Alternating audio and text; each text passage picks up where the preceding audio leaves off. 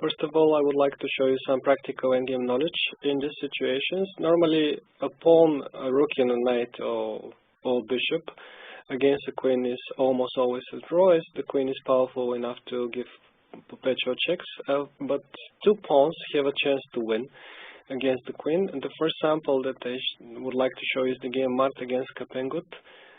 The winning plan in situations like that, especially if we have this king cut, because with the king in front of the pawns it's much more difficult to win, and sometimes it's even impossible.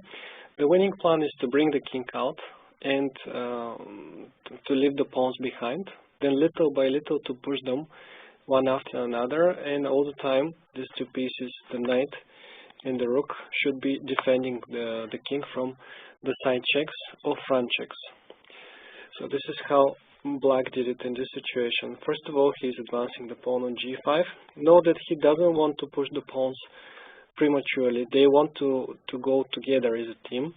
After queen b7 check, king f6, queen f3 check, the king is coming closer to the pawns. Queen c3, the pawn is moving forward on f6. Queen b4, the pieces are coming closer and closer, ready to support the pawns. Check, and now it is time for the king. Queen c8, one check was given on e2, king d1, rook is moving on e6. So the king is defended thanks to the rook from the side checks, and then it wants to go on g4, and the pawn will go after that on f5. There is nothing that white can do to stop this plan. Queen a8 was played, king f5, queen a5 check, king g4. It was very smooth.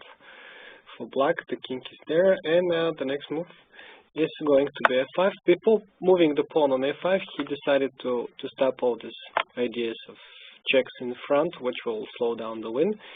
And he makes use of a small tactical trick with the move rook e1. Naturally, white cannot take it because of the fork. So that's why he will have to move the king. He moved it on g2. Now f5. The pawns have stepped on the 5th rank. What comes next is, after queen c8, rook e5, after the rook is coming on a better position, queen g8, a typical maneuver to improve the pieces. This knight is going to f3. From f3 it is once again defending the king from the side checks, but it is also protecting the pawn on g5, thus making it possible for the pawns to move further on with on the next file. The knight on f3, by the way, is also defending the rook on g5. So whenever we're having this united actions, there is nothing that the queen can do.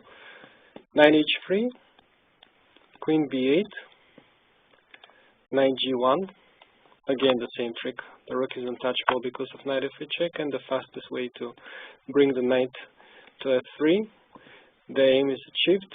Queen c8, and now the pawns are moving forward on the 4th rank. Queen c7, f4, queen c8, g4, and Black is ready to perform the same maneuver. Queen f8, rook e3 check, king c2, knight e1 check, king is coming on d2. It's a moment Black could have won in an easier way, so he brought the king on f2. But as a whole, the thing is that there wasn't much that white can do. He wasn't even close of making a draw in this game. Check, knight e3 check, king c1, g3. The pawns are now on the 3rd rank, and well, okay, after check, this king was even chased away on the maximal distance from the pawns. Rook c4, queen d8. Okay, he just repeated the moves because he didn't see the winning plan immediately. Then he came with the rook on e2, king c1, knight f5. The queen can no longer pin the pawn, and the pawn is reaching the 1st rank.